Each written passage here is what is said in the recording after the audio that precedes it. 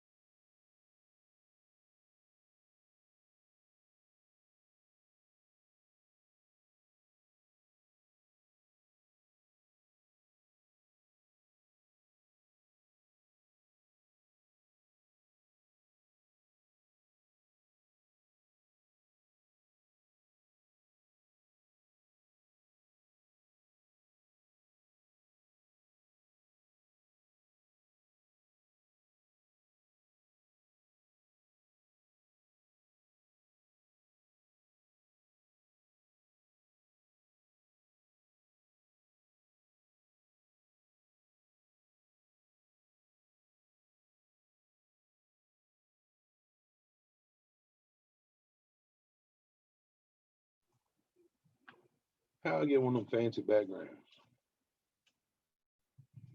I know you had one time, Buzz. Yeah, back when I was at home. Now you get my boring office background. How you been? Not too bad. How about yourself? Good. I know, shoot, I'm just blanking on her name. Ashley, the other citizen rep, had a meeting already scheduled for this time, so she couldn't make it. Right. Do you know if Bridget's joining? She was supposed, I talked to her, I messaged her yesterday, reminded her, she said that she knew, and I'll send her a message now.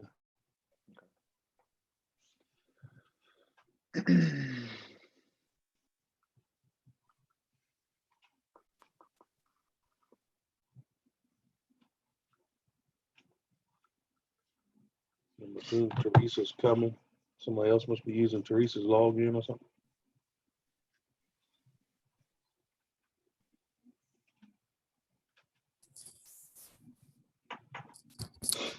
Hey, this is Lee Gibson. I don't know why it shows up with her name. I just clicked the link in the email. So That's Teresa in the conference room.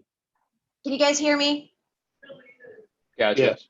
yes, I'm having some technical difficulties on this end, sorry. Yeah, I think Lee is too. We was wondering why you cut your hair so short up there. I have enough hair for 5 people, really. Oh, Lord, have mercy. So I don't know how I got your name. I clicked the link in the email and it pulled me up as you. So Well, I forwarded, I didn't know if Joe had sent out the email to everybody, so I wanted to make sure everybody had the link. Because it was my personal link, that's how it came up as me. I see. So I wasn't sure. I just wanted to make sure everybody had it because, you know, there's always some sort of technical difficulty. And I can't find the minutes from the last meeting. Do you have those, Buzz? No, I looked around to see if they were posted anywhere or kicked out. I don't think I have a copy. I mean, I Okay. have the like working doc where we saved that, but not in terms of like comments or things. Okay, well, I'll have to see if I can't find, because I have like 5 different notepads that I have all over the place, so I'll have to find those and retype them up. So we'll have to approve the minutes from the last meeting at the next meeting, and then Okay, both of them. works for me.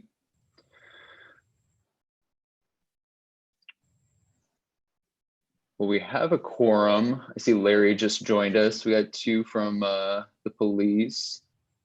Did Bridget get back to you, Wayne?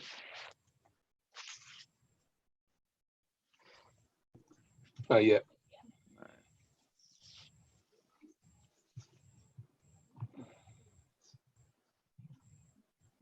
Yeah, nothing yet.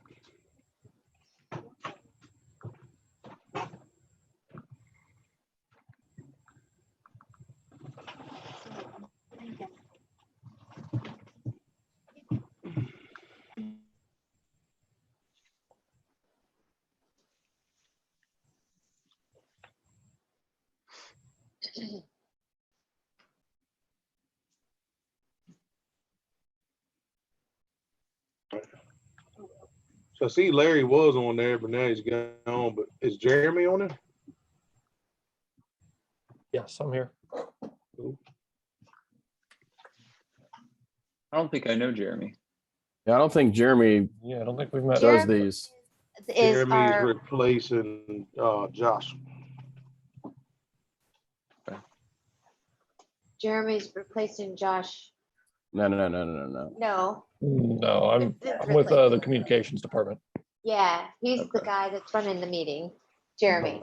Who's replacing Josh? I thought that was Jeremy's. Somebody. Or was that you, Lee? Yeah, that's me. So Should we go ahead and get started? we're missing, well, I don't know that I'm officially on this committee. I just take notes. So if it's the 2 of you and 3, then we have Bridget and, Ashley? so, okay, so I guess it is a quorum. Teresa, There's- don't you sit in for the city, the city attorney? I'm not a voting member of that. I just try to run the meetings and get you guys what you need. I'm just support. You just here to keep us straight. That's right. That is a big feat. Bridget says she's almost at her shop. Okay. So she'll dial in then? Yeah, she'll chime in when she gets there. And as quick as short as we can cut it today would be great too. Summertime on Thursdays when I go to the beach on the weekends. Mm-mm. Try to leave town early. Which beach you going to? Colonial. Okay. We just go down there and sit on the porch and make fun of everybody. Good weather for it, not too hot.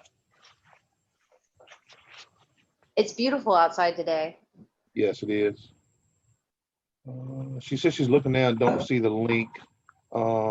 I can't forward because I'm not logged in as myself. So Oh, if you can forward the email that I forwarded to you guys, then she can log in So- as Teresa as well. I got one from Joe. I ought to be able to forward that to her, shouldn't I? Yes. Yeah. Then she'll log in as you. If you got one from Joe, it'll be double up you. Maybe that'll make me look better. If you need Power- me to send the invite to anybody, I can do that. So I just need their email address. Jeremy, are you also able to make edits to our towing advisory board group? So I know we had Bridget's like a typo email for her. Which group are you talking about? Actually, I sent that again to our help desk because that towing is a group email through the help desk. Okay. And they thought they had fixed it. So hopefully this time they fixed it. I noticed that yesterday. So I'll double check that when I get back to my desk to be able to send an email.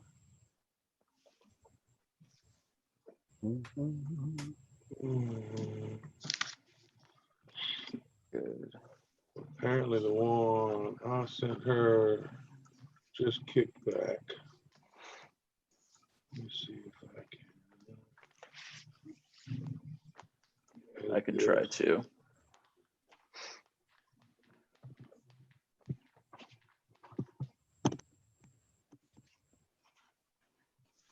Teresa, who sent the original link out? Joe Rice. Joe Rice. Make sure.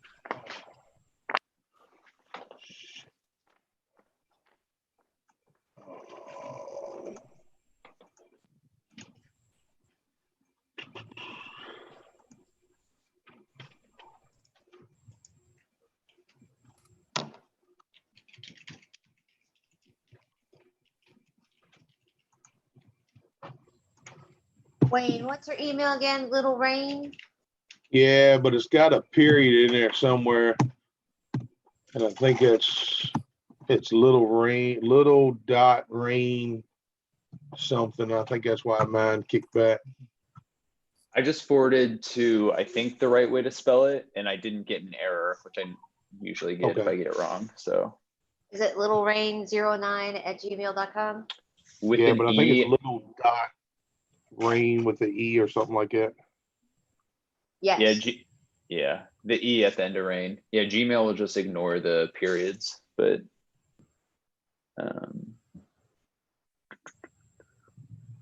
Not sure Joe sent me that email. Maybe I wasn't updated. Oh, I have stuff from him, but I don't see it. I'll make sure that the list is updated. I did that once before, but COVID. Yeah. Yeah, but it's all released now. Ain't that the email I got from the city a little while ago? I think the governor's canceling the executive emergency order as of the end of the month. Right. Teresa, do you know what that means in terms of when we'll be back to in-person meetings? I have no clue. I believe the city has, what I've understood is that they're tossing around after Labor Day, possibly. I don't know Okay. for sure if that's correct. Yes, we should be returning to in-person after Labor Day, but still potentially up in the air right now. We don't know. I think it depends on what, how, if everything remains the same or if the variants go rampant or something like that. Sure. We can't keep it on a Zoom meeting. Okay. So much easier. I don't drive little bitty cars. We drive big trucks, Uh-huh. and we got to get up in that parking garage and find a place to park. Can you even park in the parking garage? Depending on what truck I drive. And if I find a spot. I wouldn't be opposed to it. It would, going in person might cut down on this, 15-minute tech setup every meeting, but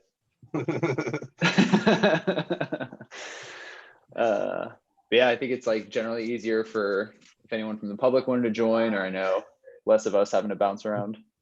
Although we Right. just moved downtown, so it's like a block walk for me now. Yeah. But yeah, it's a hurdle for others for sure. All right, should we at Y'all least might tee even up get me kind one of? day driving down the road. Yeah.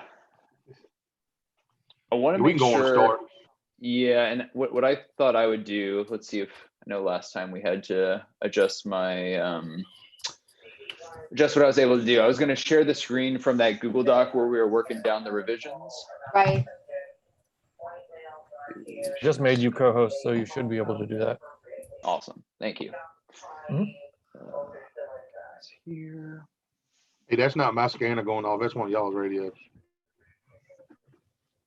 Yeah, it's probably, we have one in the office that covers the whole office. You probably hear it in the background. Okay. All right. So, Buzz, when we get done today, can you send me this document? For sure. Okay, thank you. And I think we got Bridget. Are you there? Yeah, sorry for the delay. Oh, good. Okay. So as a reminder, last month, how do I get off this thing?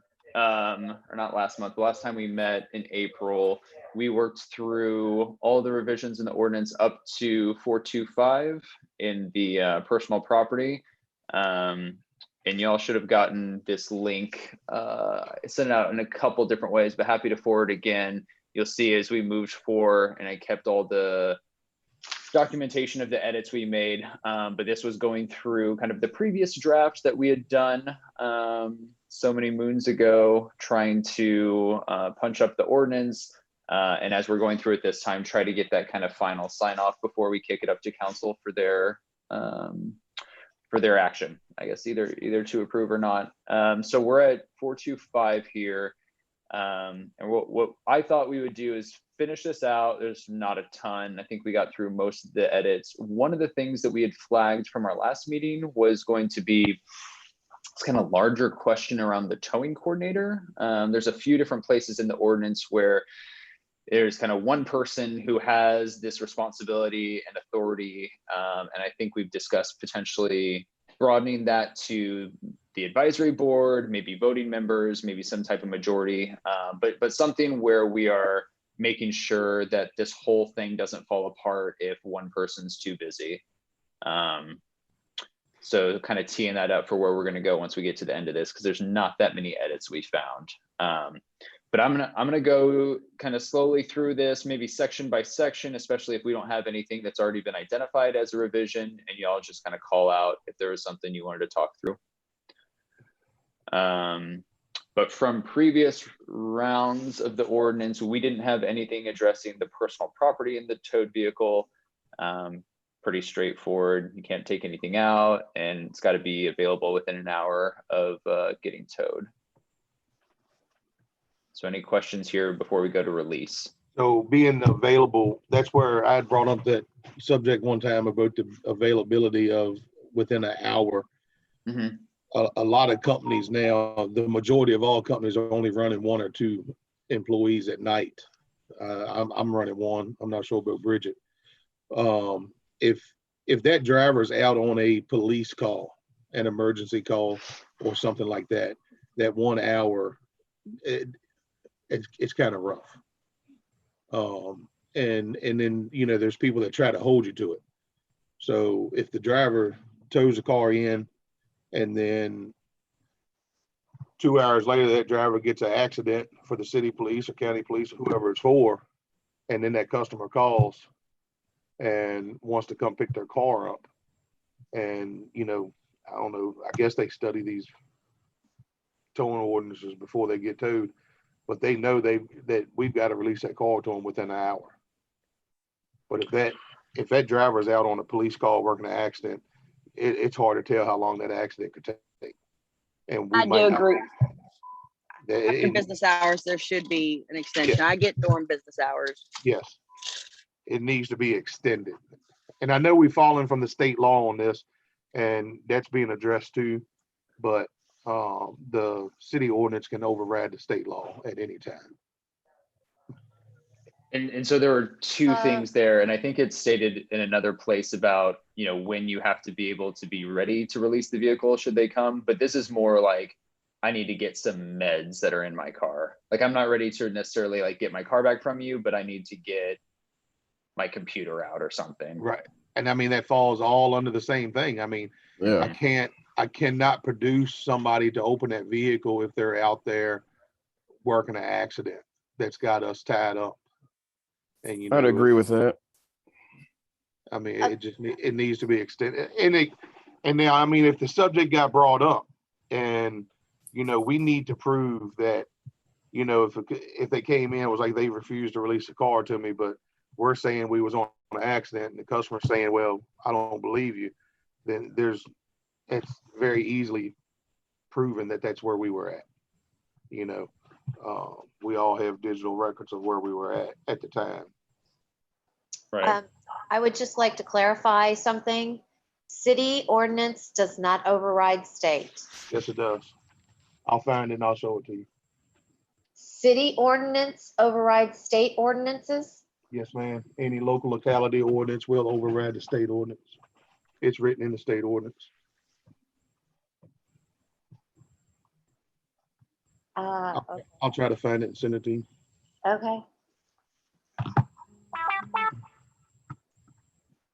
So it sounds like, Bridget and Wayne, talk me through the scenario. I think during business hours, there should be able to Oh, be it's someone. completely acceptable during business hours. Yeah, We all are right. better staffed during the day, but Right. most of us run, like he said, 1 to 2. I actually only have one driver in the evenings, and everyone else goes home.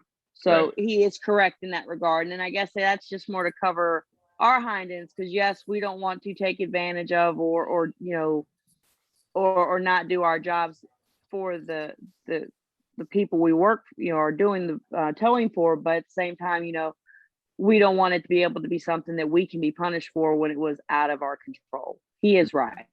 Mhm.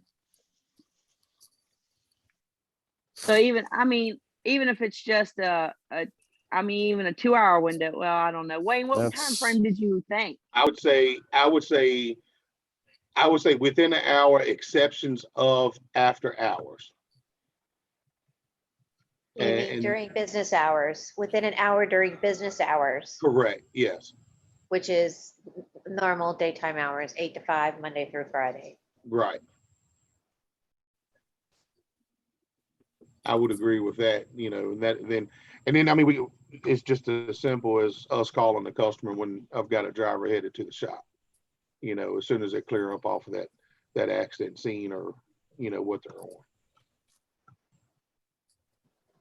So I'm gonna take a pass at trying to punch this up, because I think it's inserting that within normal business hours, and then also, sorry, let me move stuff around. And then also some type of timeline or accommodation for after business hours. Yeah.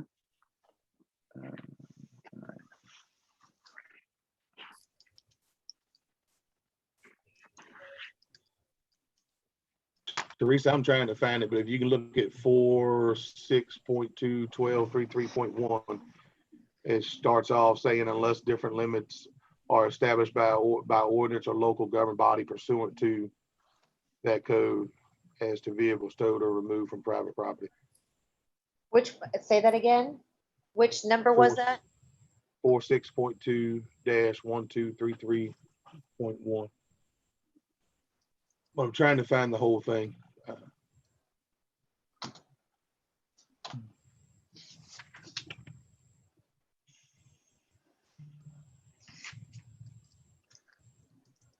So if you guys can see my screen, I'm starting to pass at what the kind of after hour provision would be. So if personal property is requested for release after normal business hours,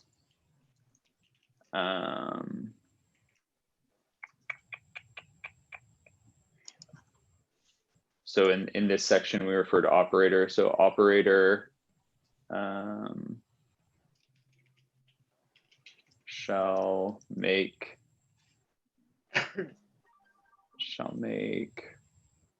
said, I guess this will get punched up by the attorney's office. I'll just do my best simple man's attempt. Shall make said property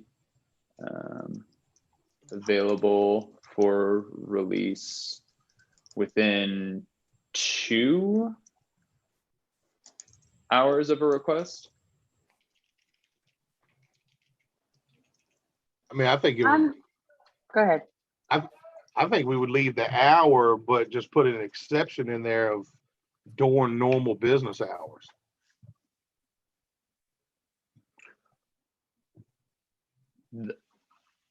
I think that kind of makes sense to me. The only reason that I think we should specify it is if we don't address it, then one way of interpreting it is I only have to release this during normal business hours. And I think I still want some provision if there's some kind of emergency or something important that you got to get out.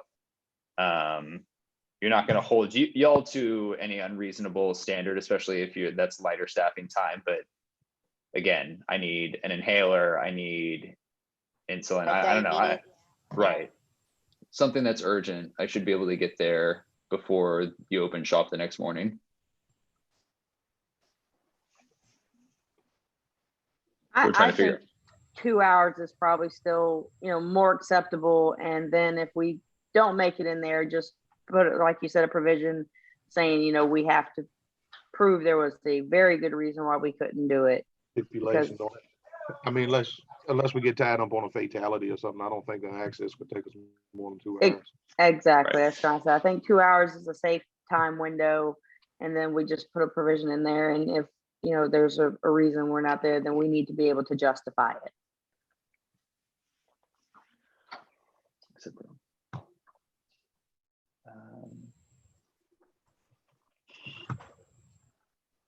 Okay. Thinking about how to include that provision.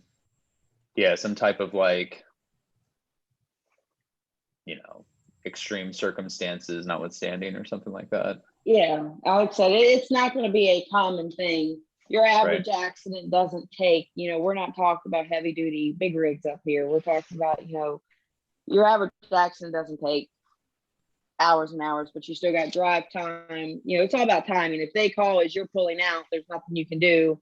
Mhm. And then you still got to get there, do your work and get back. So, I mean, so there's very few accidents that I could say would make that over the top.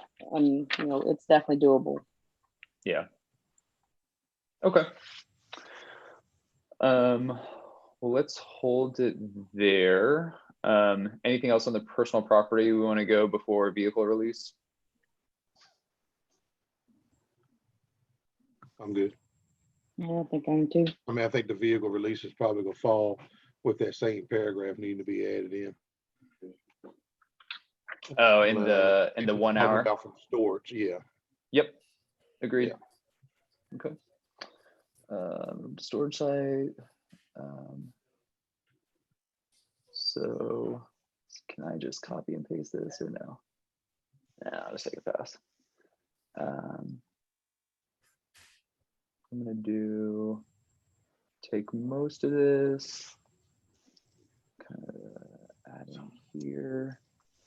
So we're trying to achieve kind of the same effect, but this is for vehicle, not personal property. It's actually for getting your car back. So if vehicle is requested for release after normal business hours, the operator shall make said vehicle available for release. They're probably not going to do it without charge though, huh? Okay.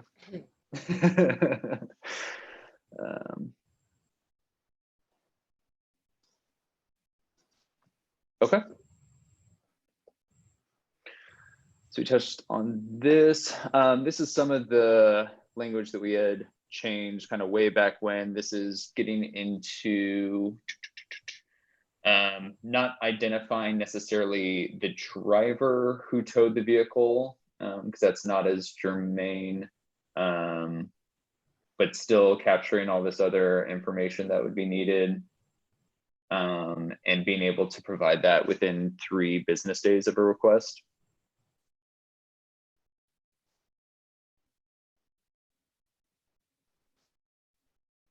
Sorry, Buzz. What would you say? This is kind of follow up if basically what has to be in the receipt. So information about the operator, which we better defined up top as the business, date and time, where it was towed from, who authorized the tow, for what reason, the time it was released, and then kind of itemized all the fees. Oh, and who you released it to. Right. I imagine this, and this is, you've showed me on the app, this is something you kind of keep live anyway. Right. And who authorized the tow? I mean, unless we're having a tow form filled out, Mm-hmm. Per the code, we've got to have a contract with that property, Mm-hmm. which gives us the authority to go on the property and tow a car without anybody authorizing it. And So when you fill that out, when it's like a situation where you have the contract, but like no one called it in, you're just following the contract. In that section, do you just put whoever that contract is with? yeah, we just, for like mine, I mean, it's Wardland Square Apartments. Uh-huh. you know, that's where, Mine worked the Oh. same way. Yeah. I just put down the location because of, I tow for the entire location. There's Right. sometimes I patrol, sometimes they call me. If they call me, I might make a note that management called to have a Mm. specific vehicle towed, but for the most part, right. you just put the location because the location is your job. And then when it's a tenant of Woodland Square, we get these filled out. But this is what I was showing Josh in there that day, where we was talking about your private residence. You can't just have a car towed out of your driveway at your private residence because the way this ordinance is written. And like, we ought to be able to legally go on anybody's property and have one of these filled out and signed and tow the car away. It's the way it used to be. But once this ordinance came out, this quit. But we have this done because the tenant is saying that that person's in their parking spot. So we just have proof that that tenant is the one that had us tow the car. Okay. Well, then certainly addressing some of that higher up like we did might change that, or should change that. That was the end of vehicle release. Any other thoughts here before we move on to compliance? No. Sorry, I'm like scrolling like crazy. I'm good. Okay. I will try. I've got to go the other direction. I have to. So we have in compliance, we don't have any edits, any punch ups. This kind of goes to But I'm not going that direction. kind of goes into the audits, I guess, to follow up on. I know Josh and I did one, probably need more to come. This is all the documentation that earlier in the ordinance in section 423 requires the operator to hold for a couple of years, and something that we can go into their records and confirm that they have it or not. I don't think we're changing anything here. I think we was gonna change it back to like 2 years or something. Yeah, that was up in 423. I think we did that. We changed it from 3 to 2 years.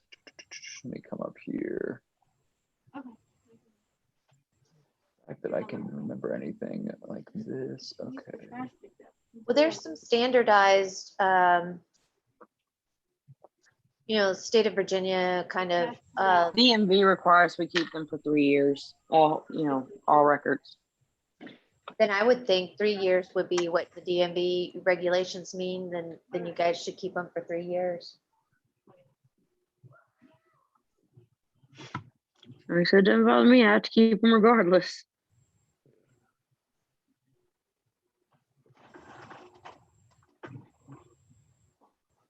Yeah, I don't have a big problem with that. I think when we talked this before, the scenario that, over 2 years from now, there would be a dispute that you would need documentation to defend yourself on seemed pretty Right. unlikely. So we were trying to kind of be reasonable, especially because it's like a lot of digital files that we're having folks keep. But if it's the regulation anyway, I mean, I guess I don't. And it doesn't mean that they can't digitize it, Okay, I'll let them know. Right. I think it was the timeline was basically like you was just saying, Buzz, was like somebody coming back asking for those records because their car got towed 3 years ago. Right. And now they decided they wanted to sue you for Right. towing their car.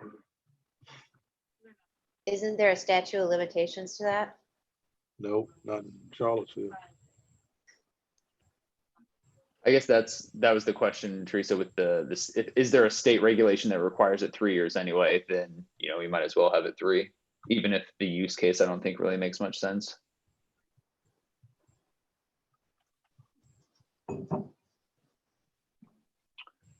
So we want to scratch it and keep 3. I personally, I usually am right there for him, but I don't see where if it makes too much difference, especially if there's not really a statute that protects us, Wayne. I mean, we're gonna have the records regardless, so I don't see what it matters. Yeah, I mean, like she's saying, 3 years is what DMV requires us to hold that stuff anyway. So, Okay. but I think where all the timelines came from on the years was, like somebody coming back after us. to be able to provide that stuff to just anybody. So you're wanting it shortened to where, you know, I think if they decide they want to sue you, where if only you the ain't done it DMV within- has access to us after 2 years is what Right. you're looking for. Well, I think the whole purpose of that whole changing that timeline was if somebody, like if a customer was to come back and wanted to do something about it, or, you know, file a lawsuit or something, basically they ought to do that within 30 days instead of this Well, I ordinance agree with that allows, completely. this ordinance allows them 3 years for us to provide records to whoever. Well, we could also just make it, I mean, couldn't we just put a stipulation that means that, you know, the city, you know, can require the records of us for 3 years? Correct. I mean, that's just simple wording. The, you know, whatever you want to call it. Anything else? Is that the review process? Okay. We'll keep in 3 years, like we said, I don't know how often that year difference is actually going to come into play. It shouldn't be awesome. You'd be surprised what these people do. I've had people they'll take their car 3 days and then I had pictures, thank goodness. And they're like, Yeah. oh, there's a dent in my car. You put this dent in my car. And I was like, Mhm. okay. And I'm like, show me. And I'm like, oh, well, there was already a dent there. And they're like, no, this is a new dent. And I'm like, so we got the pictures and oh, guess what? I didn't do that. Just 3 days had passed. They done bumped their car and they thought maybe Mhm. my insurance would pay for it. You'd be surprised. Okay. Getting into section 435, so rates and charges. Don't know that there's much that's changed here in terms of the rates. We do have the business hours ending on 5 p.m. instead of 7 p.m.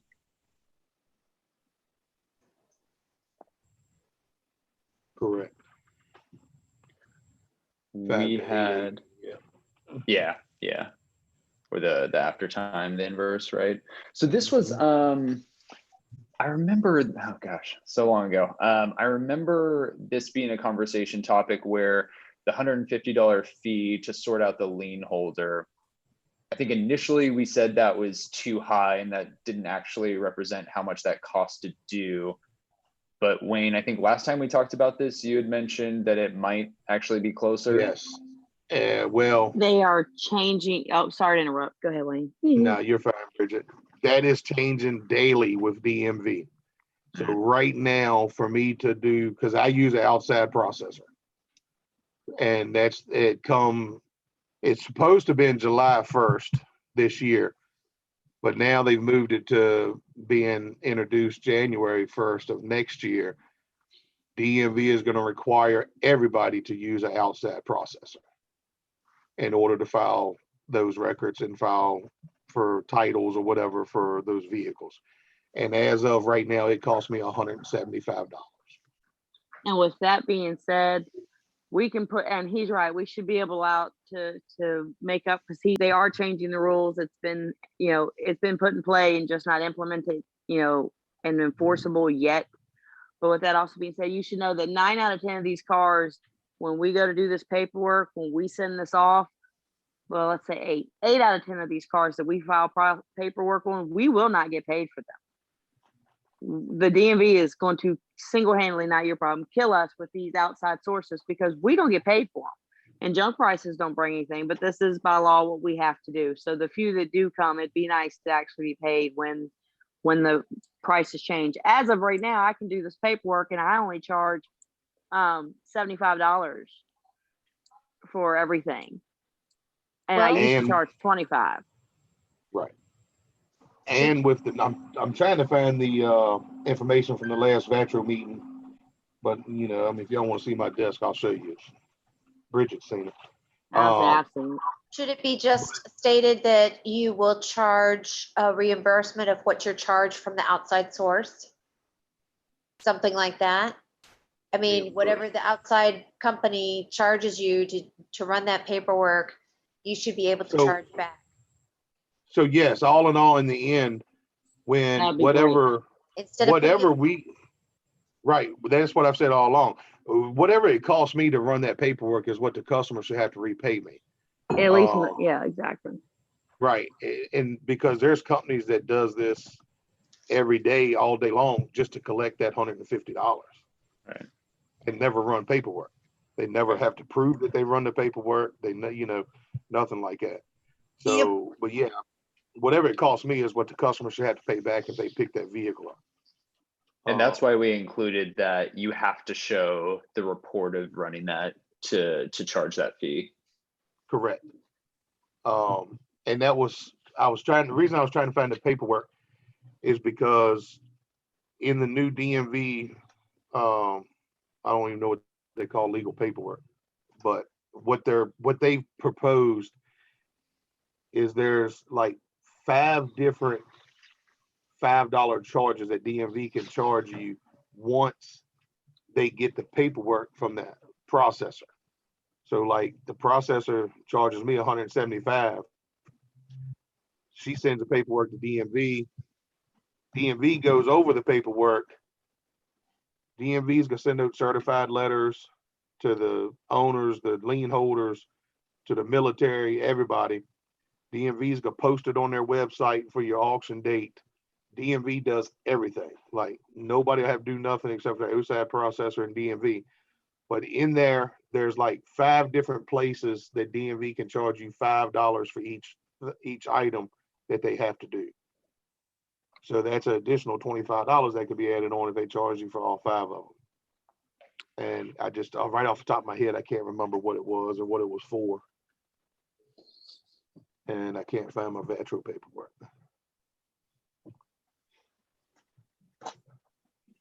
So I think that yes, whatever you're charged, you have to prove what you was charged, and you have to show the paperwork that you've done it.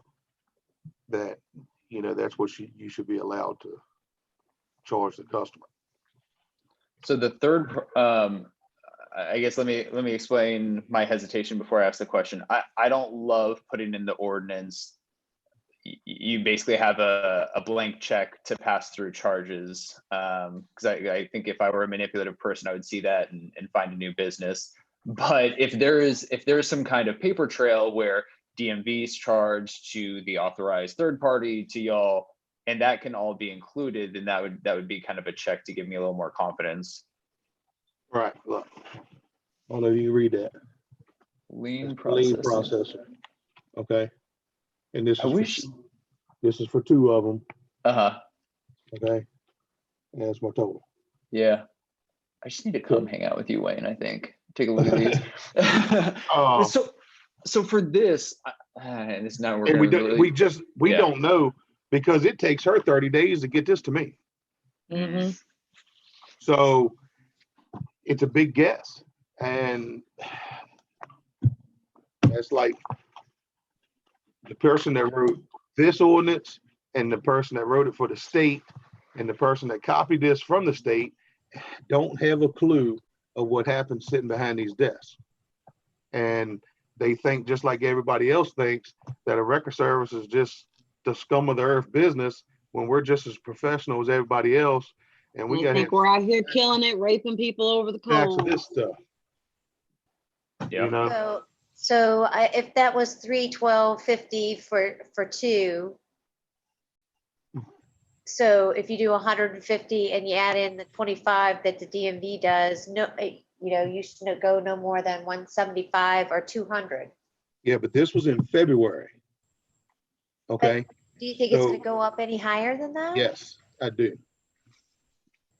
And there's stipulations in there where DMV can charge you an extra $5 5 different times. We have that's why I added in the $25 there. You do 175 and you add the $25 for the DMV, that's $200. Right. But we have no clue what this is going to wind up totaling out when DMV I think what he's saying is because DMV is still in process. This is all up in the air. When I log into my system, it says notice, changes upcoming. Will notify you as they are put into place and implemented. And then once these titling companies, once they realize that we have no choice but use them, we're probably going to look at a price jump there as well. once they realize their necessity, their prices are going to go up. So I know Maybe I you don't could want to do a blank print check, but I mean, I'm new to all this, and I don't know how often we revisit these type of ordinances. And I get where Wayne's coming from, because Wayne is in Batro. He has more knowledge than, let's say, I do as to what we're looking at in the near and upcoming future. But Well- I think, go ahead. That's the thing. They said that you guys can modify this as often as you need to. So Okay. once we get this. But how to- long does it? Wait, just wait. We, So once you guys get this to where it goes to the city attorney, then it goes up to the council, and the council approves it. So if you need to amend it because, you know, they changed the pricing on you in regards to the title liens, then you should be able to amend it. Go to the city attorney, say, we need to amend this ordinance. We need to send it on up to council, and you amend it that way. That's the way you should be able to do it. but how long is that going to take? That's going to take us 6 months to a year. It shouldn't take you that long. Once you get It this shouldn't. ordinance to where you want it to be, it shouldn't take you that long. It's just you know, I would think that it would take max 3 months. Because it's just an amending of the ordinance. It's just housekeeping, basically. Yeah. Yeah, but up until we get this correct now, I'm still at Right, a but loss. it's gonna change anyway. I mean, you can't get it too correct if it's gonna continue to change. As a part of that, Wayne and Bridget, as a part of that regulation that's being adjusted right now, are they putting any price control on the third-party title folks? No.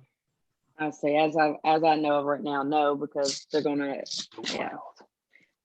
And I'll be honest with you, she charges me less than she charges Agron up the street. Because you're so personable, Wayne. Well, I was her first customer in Charlottesville, and I've gotten her other customers, so she gives me a discount. This lady's in Norfolk, so.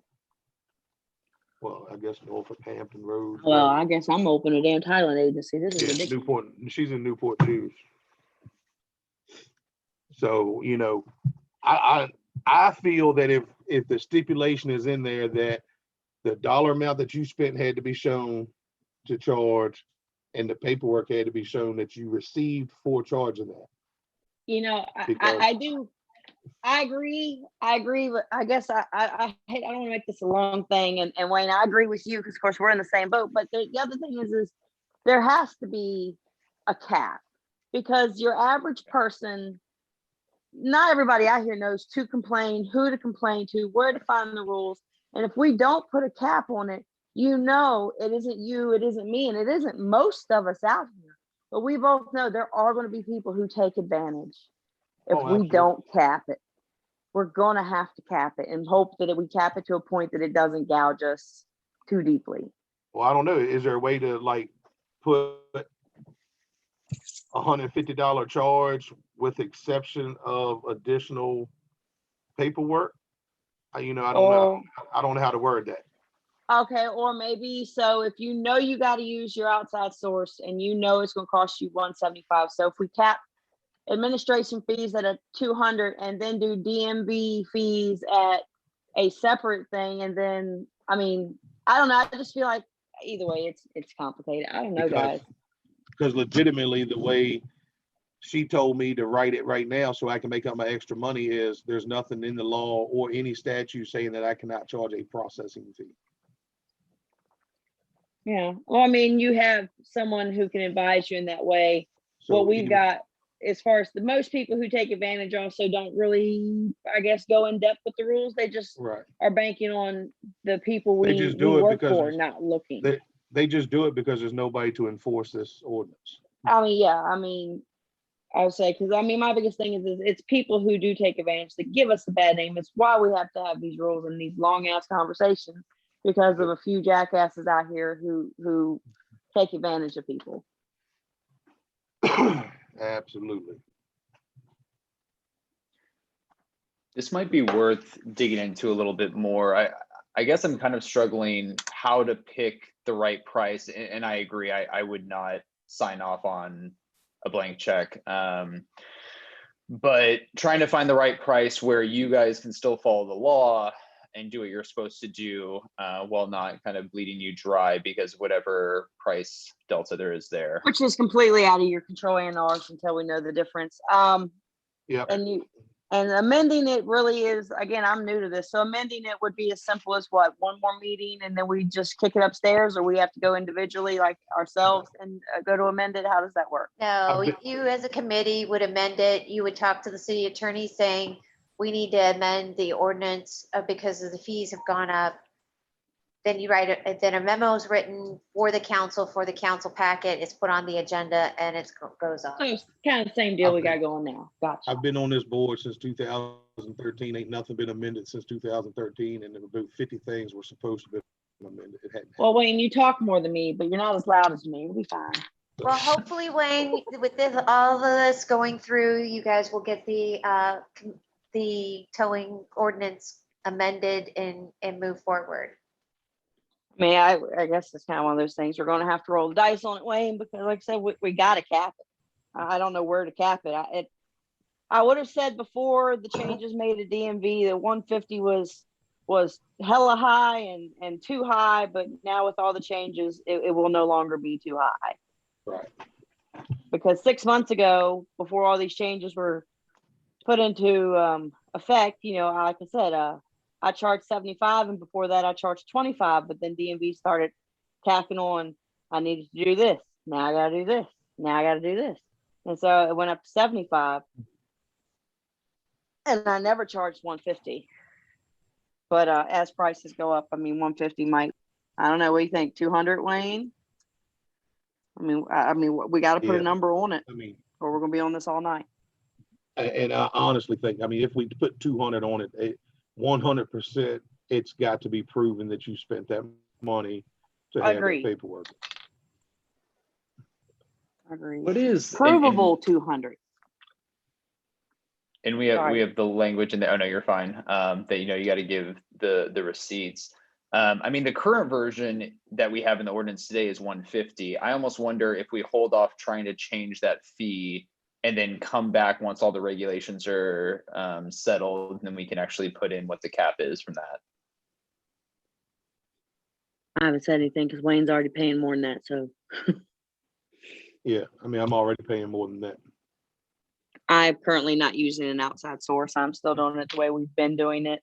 I still don't charge 150 or anything like that. But this goes back to different, you know, everybody's in a different place with it. And a lot of companies don't even know what's coming. Right. And honestly, there's not many, for what this ordinance was designed for downtown and the university. We don't get many of those private property vehicles that we have to run paperwork on. Nope. Students come back for their cars. But we still do get private properties that we have to run paperwork on. I got 3 of them sitting over here in the lot. I had a young man leave for Italy and forget his car. They're junk, so I won't even pay to run the paperwork on them. I just let them sit there.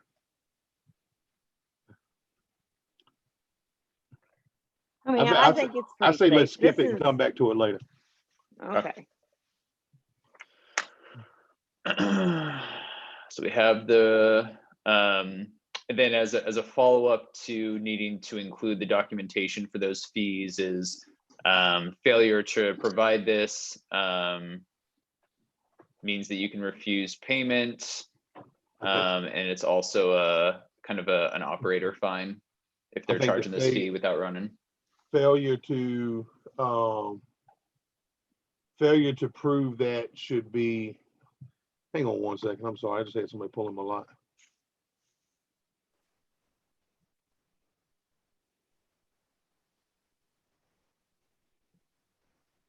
Well, while he's doing that, well, since this was something y'all discussed before I came along, so who would enforce? I mean, we have to be enforced it because if you don't provide proof and they don't provide payment, that's an ugly stalemate. Who handles that? The tone advisory board, that would be the tow coordinator, which needs to be made up of 3 people. That's why I figured as person. much. That's why I was getting to you. I was to say because that's where you have to be handled swiftly, or you're gonna have somebody without a car while Right. storage rates are racking up on it. Either way, it's not a good situation at all. So this would Right. be, I think this proof of paperwork, proof of that you spent this money and proof of paperwork should also fall under just like the photos and who requested you to tow this car. That cannot be provided by the driver that's on scene right now. That Right. cannot be provided after hours. That's office work, has to be provided by an office employee. And you have, what did we change that to? 5 days to provide that stuff? 3.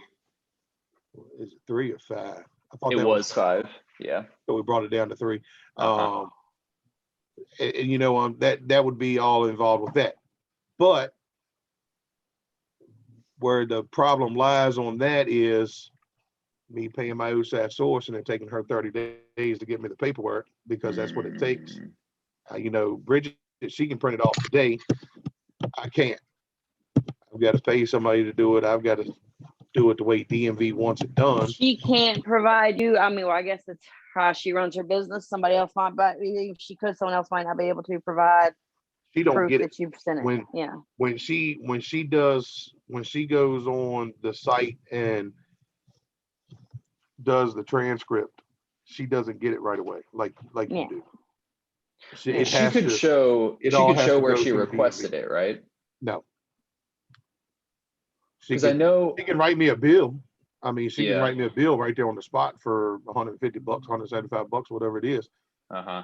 But that's what I'm saying. I don't totally understand it all why. Because she puts the information in the DMV system and it's got to go through the DMV process before she gets it back. Well, there should be some sort of receipt or email that she's put it in the system. Hey, Right. there should be, but we're talking about DMV. It is wild that DMV is essentially creating another layer to this, and creating their own industry. Because DMV, the ladies at DMV hate it. There's 2 ladies at DMV Huh. that takes care of the whole state of Virginia that does this Yep. paperwork. 2. Okay, they cannot get anybody else from DMV to come in there and do the job. They've tried. Nobody can do the job. Everybody backs out and goes back to the existing job. These They 2 need ladies to, hate it.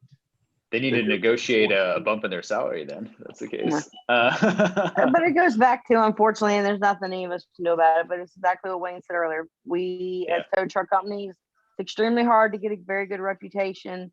You have to go above and beyond to maintain a good reputation. We are not, you're only happy to see us on the side of the road.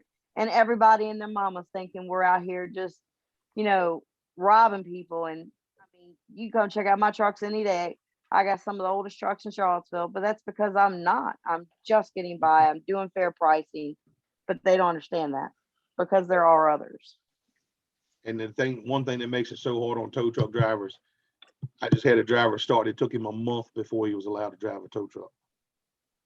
Oh yeah. 32 days to get his license. Oh yeah, or longer. That was a good Nobody- turnaround time. You know that? You ain't gonna go nowhere and wait for a job for 32 days. Mm-hmm. Or more. Like I said, I've seen it take 60. So going to the towing coordinator, I think that's kind of the last main thing we want to talk on today. The way it's defined in the ordinance today is it's an appointed person from the city manager. Correct.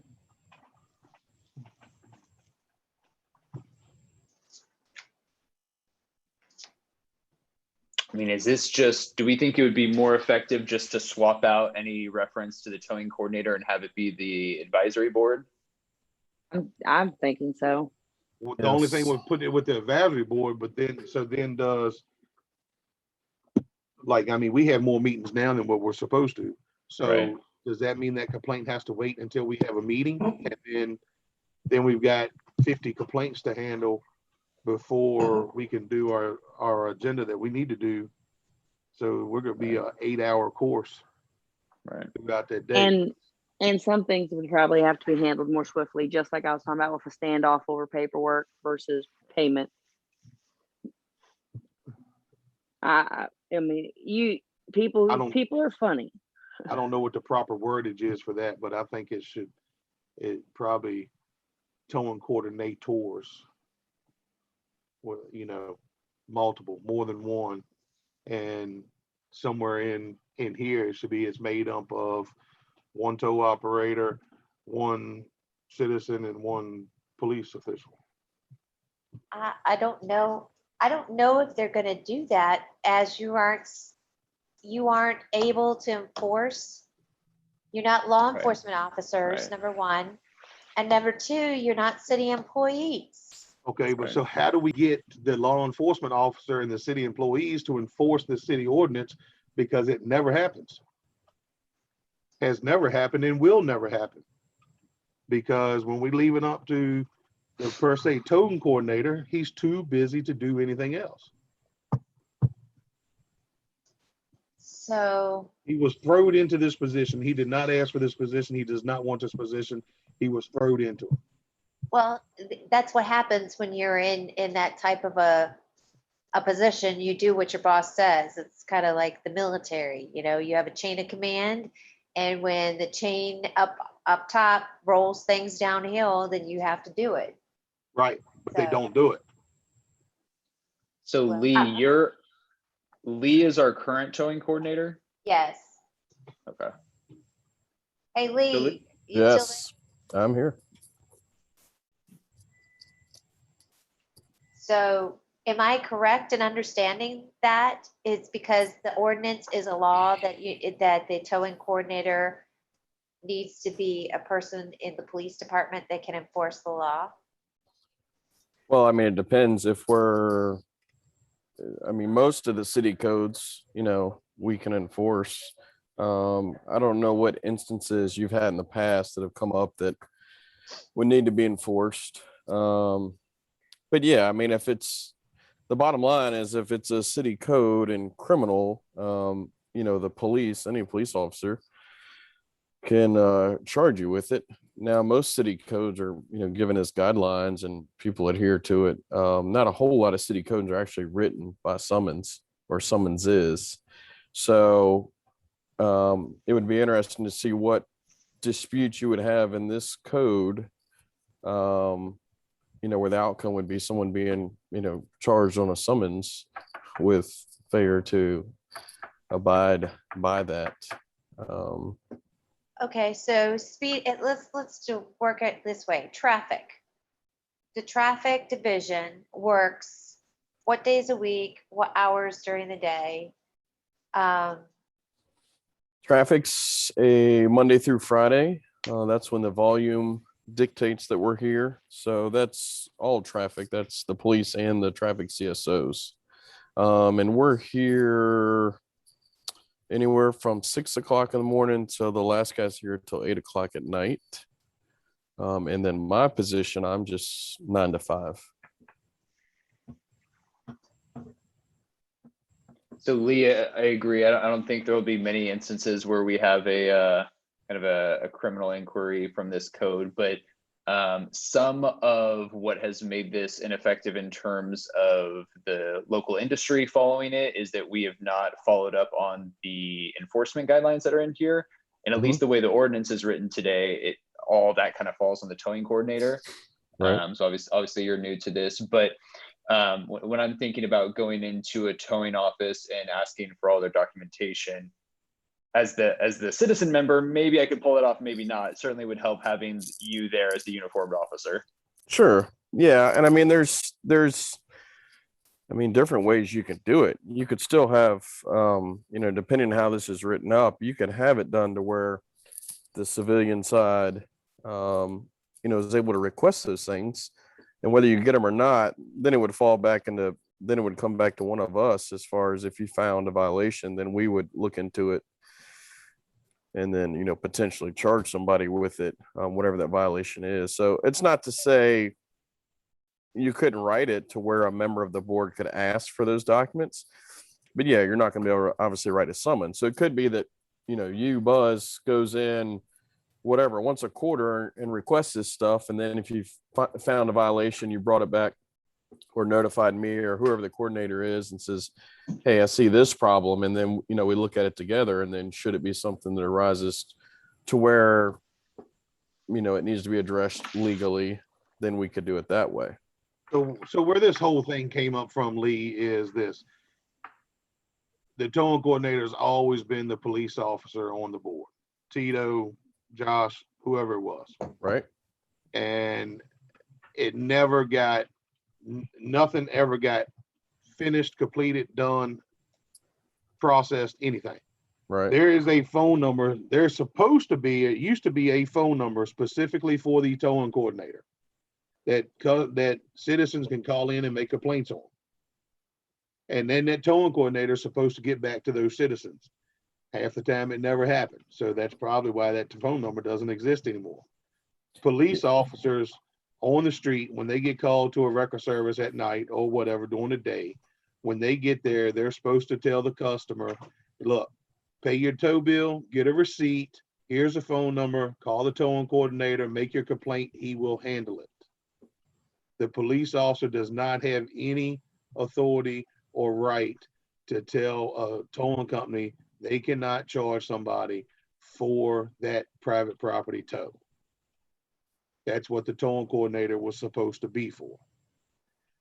That did not happen. So now we have officers that come into our businesses and try to force our hands and say, you have to do this. I'm a police officer. I'm gonna put my chest up and I'm gonna show you my badge, and this is what you got to do. Well, just like I had a problem with one a year or so ago, I addressed it with Josh. I don't know if it ever got handled or not, but he basically told us he was prejudiced against all towing companies. He didn't like towing companies. He had an issue with a towing company one time, and from that point, he does not care what towing company it is. He's going to side with the customer no matter what. So where this point of coming up with this towing coordinator being broke up between the three parties is, when a complaint comes in, it needs to come in and the three parties get emailed. Rather it's you, me, and Buzz. The three of us get an email of this complaint, and the three of us needs to look into it. And between me and Buzz, we need to make sure that you do your job and take care of it, since the city is saying it has to be a police officer. Now, it has to be a police officer to enforce anything. I understand that. Right. But right there in black and white, it says towing coordinator means the person appointed by the city manager to administer in and enforce the regulations. Does not say the police officer. It says the person. So that could be made up of persons. Yeah. I mean, I don't disagree with you. And then as the far as other two persons force the police officer's hand into, okay, now we need your badge and we need you to go in and say, Bridget, you were wrong. You need to refund this person their money back. Yeah, and but see, that's a different line. Like I'm not getting into who owes who money. It's either black and white with the law, and I rate you. If someone's about it, you can tell the judge. The rest of it's going to be civil. So that's where it's going to be a little bit of a fine line for me when you get into the legal side of it. And that, whether that's the city attorney's suggestion on how we handle a violation of this particular ordinance, probably would be helpful. Because I don't know whether there's something that is someone's stuff or if it's still going to be civil. But I don't disagree with you on having, three people that are advised, or the whole panel that's advised of complaints. And, that helps with the accountability as well. And of course you get different ideas, and everyone's made aware of them, so we kind of know what's going on. It also helps keep people in line when they realize you might come tapping on their door to ask questions. Right. I totally understand. And I agree with you, Lee, 100%. And, it just needs to be in writing that this is going to happen and that this is how it's going to happen. Yeah. Let me go back to, so I've been here pretty much 2 years after the beginning of this tragedy of ordinance. The whole thing was to keep it out of court. So the towing coordinator, the police officer on the board, was supposed to be a mediator and try to get it settled between the citizen and the company. If the officer can come in there and say, okay, let me see your photos, and there was no towing sign in place before they went into the lot, or you had no contract with that lot and you just went in there and towed a car away, then, you know, you're doing it illegal. You Right. know, you legitimately need to give this customer their money back. If at that point, if they refuse, then you write them a summons, and Yeah. or the customer, the citizen needs to go to the magistrate and get a civil warrant on the record service. Right. And you're right about that too. You know, I mean, you guys know a lot of that stuff happens at night too. And, you know, officers get called about those things, and they're trying to sort it out. So, you know, as far as in the moment dispute, I mean, that's still going to be the, you know, the patrol officer that's out there on the street trying to do whatever they can do. You know, now whether that generates a complaint from that officer to me that then we talk about collectively, or I handle it, you know, that's up for the group to decide. I'd be interested, honestly, from, you know, the city attorney's office on how much of this still is binding on a criminal side versus it's still going to be civil, and what our repercussions are, you know, fines or whatever. I don't know if that's in here yet about what the, you know, punishment would be should you violate, you know, whatever subsection you want to pick out of this. You know, Yeah, I think there are typically fines in here that if a operator is seen in violation of one of the provisions, it's a pretty simple fine.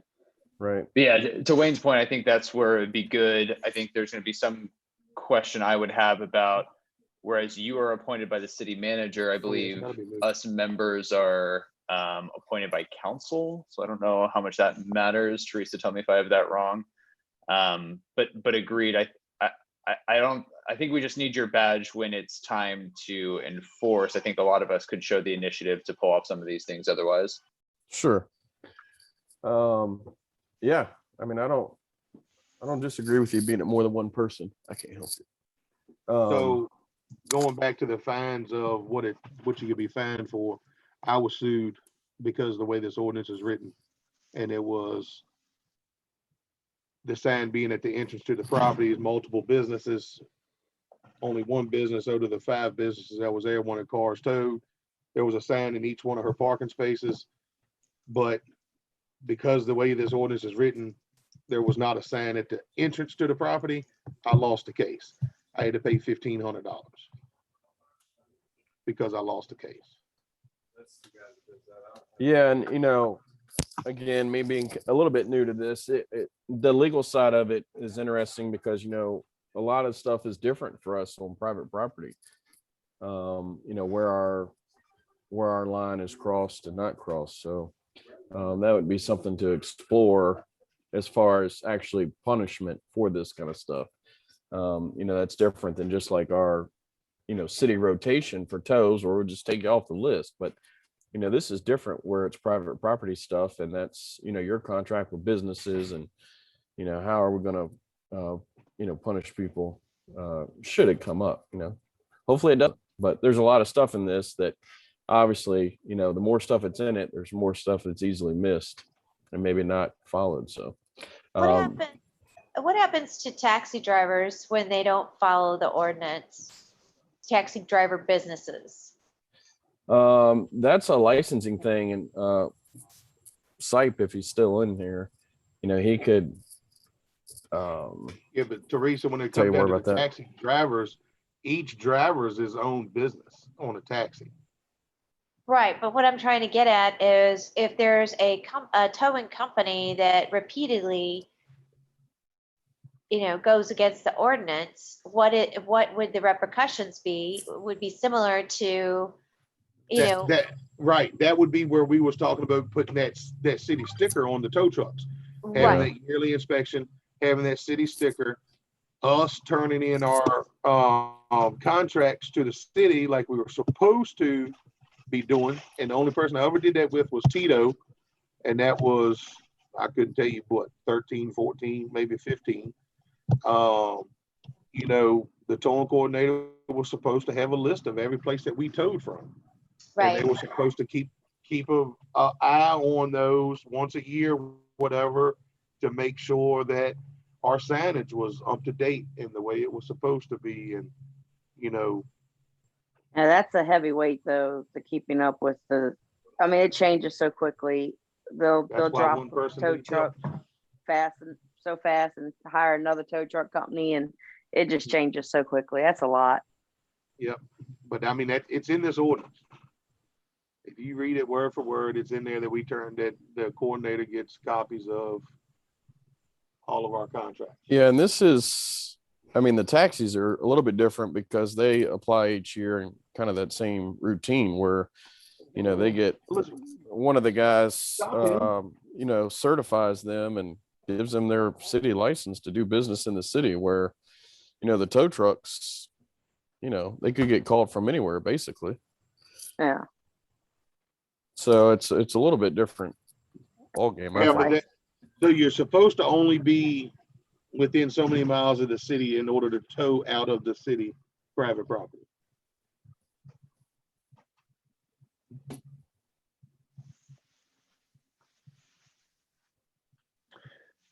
So I'd be curious, yeah, and we changed that, how the ordinance reads today is within city limits, but that would cancel out the whole industry. So we had it to be within 3 miles of the city limits.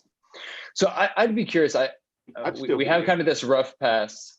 We have this rough pass going at trying to turn the singular towing coordinator as the police officer appointed by the city manager to any of the member of the towing advisory boards, who understand they individually have constraints on how much personal enforcement they can do, but this can at least get some things in motion in terms of that annual inspection that we talked about and actually trying to do some better enforcement.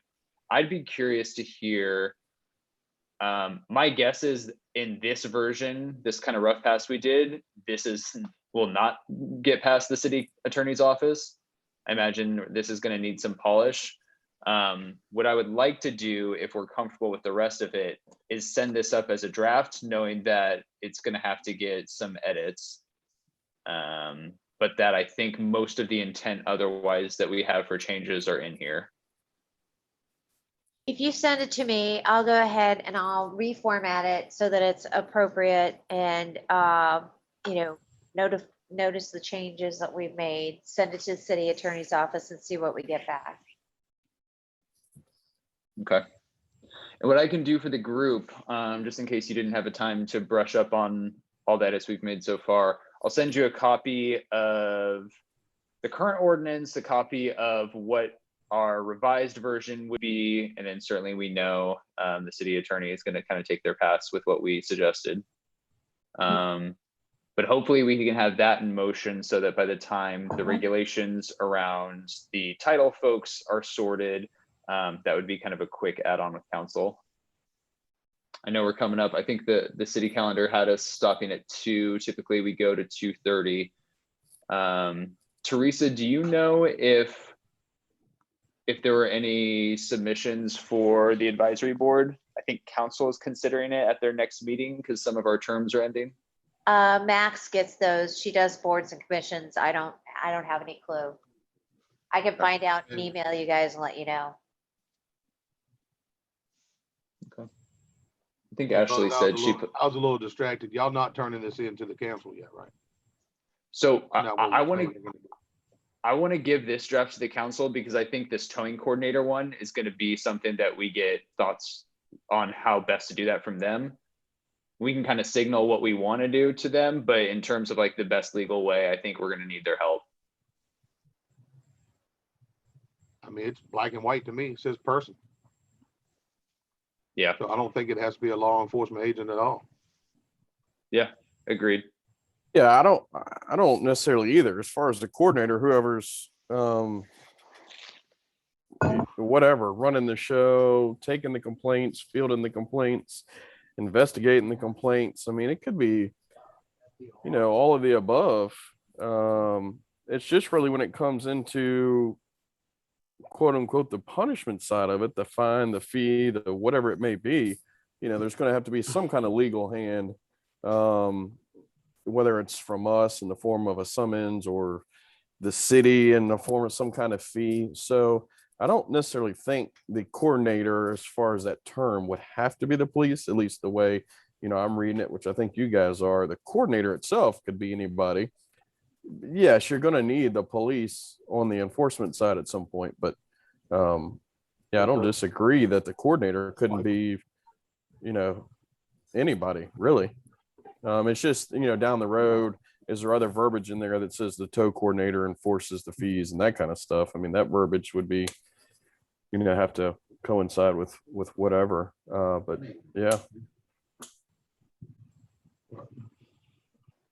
Yeah, I mean, when it comes down to it, I mean, any lawsuit's gonna be handled by the courts, but Right. right here, like in my case, the city would not allow the towing coordinator at the time to come to court on my behalf. The city wouldn't? would not get involved with it at all Uh-oh. when they had all agreed to have it changed with the signage. And that's what caused me to lose the case. And as we, to y'all's point, in section 413, that outlines the duties of the towing coordinator, I'm going to change this to coordinators and make it flow a little better. But the assumption as it's written here is that you're going to refer violations to enforcing agencies or refer to the attorney or whoever. So yeah, that position is not conceived to be the enforcement mechanism. Yeah, that's good. And that's just like, part of the conducting the reviews, inspections, Yep. investigations and all that. I mean, anytime, like,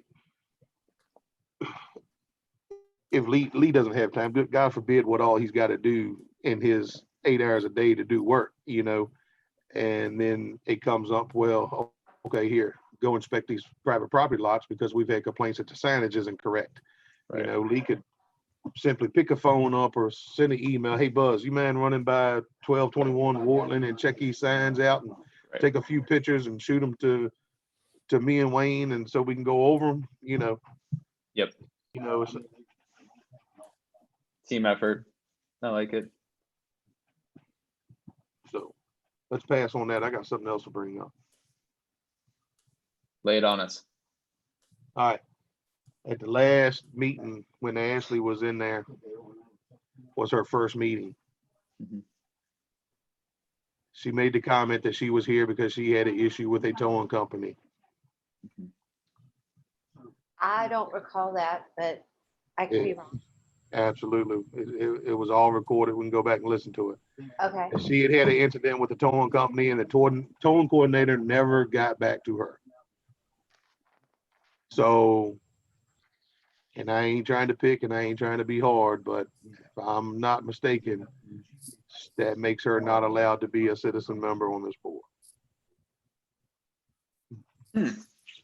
Why is that? Because you've had justifiable issues. You're supposed to be a concerned citizen, not a citizen with a problem.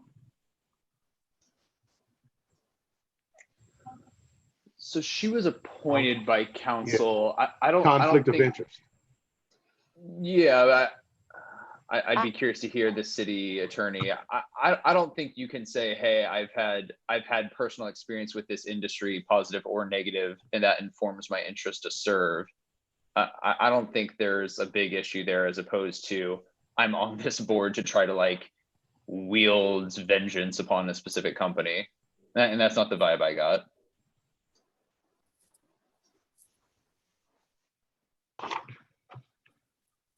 I'll be honest, in my narrative, when I first applied so many years ago, this is back in Houston where I lived before Virginia, but I had a couple not great experiences. And I think I've proven myself to be a pretty honest counterpartner in this process so far. Yeah, and I think everyone else vets everyone else. And just because someone had an issue, I don't think necessarily rules them out, as long as their goal is to make the code and the process, a reasonable and justifiable one for everybody, both the tow companies and the civilians. Hey, it was brought up to me, so I'm bringing it up to y'all. I think it needs to be looked at just because other companies have asked questions. I will ask, Allison. I will check the recording and ask Allison about the whole thing. And I'll let you know. So it says citizen member means a member who has no direct or indirect interest other than as a consumer in or relating to the towing and recovery industry.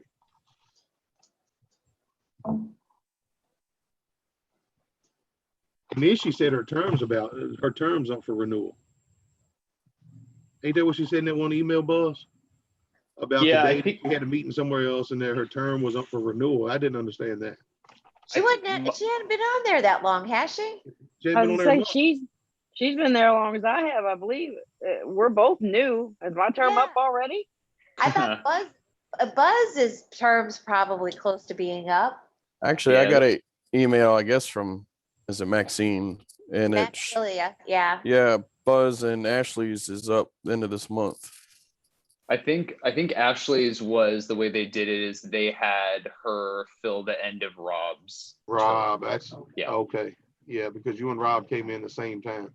Right. Oh, Yeah, it looks like that was December 22nd of 2020, I guess is when she started.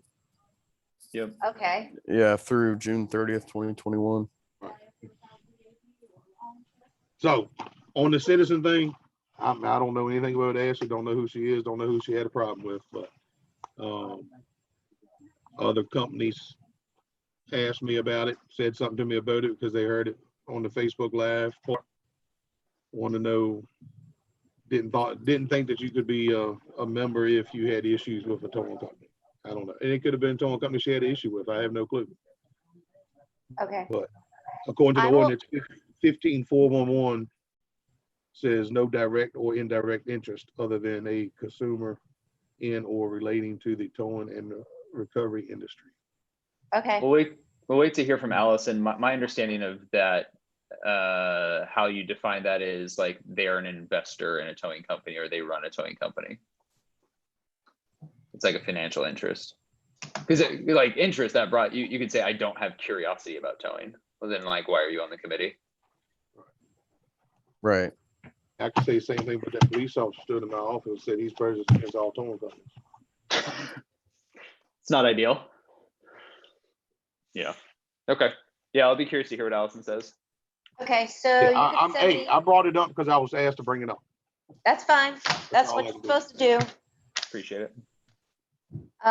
So Buzz, send me your stuff so I can pretty it up and get it to the city attorney's office. I'll ask Allison about this, and what else was I supposed to ask her about? Something else. I'll have to go through my notes. Okay. Oh, about a towing coordinator itself. And I'll let you all know when I get the information. Do we want to put a tentative date for the next meeting? It's bi-monthly on the third Thursday, so at one. Okay. Perfect. So, Would it help to send a calendar like you did last year, Teresa? I can do that. I can send out a calendar. Because I think the beginning of last year, we did a yearly calendar that got sent out. Mhm, mhm. I know And it's see, asking more of you. I would have done, calendar invites through Outlook, but when I do that, it screws up if we do it Zoom wise. Oh, okay. And so what I'll do is I'll just, to the committee itself, I'll just send you the list at the next meetings Okay. for the rest of the year. And that And you way, think- Can we I'll get tell you all Larry a now. ca- What was Yeah, that? for real. I want to see your face, Larry. I already know if we could do the 26th instead of the 19th, that would be awesome. I have my like 2 weeks of extended summer reserve stuff. I'd agree with that. But I could do the 26th. so what is that? That's August? Yeah, that's the fourth Thursday. Yeah. That's the fourth Thursday. Fourth Thursday. I'm open on that. That's cool. Okay.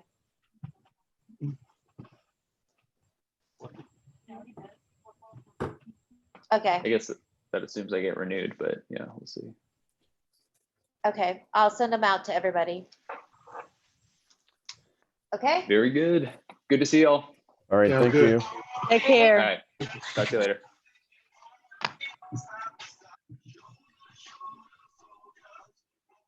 Same thing on leave.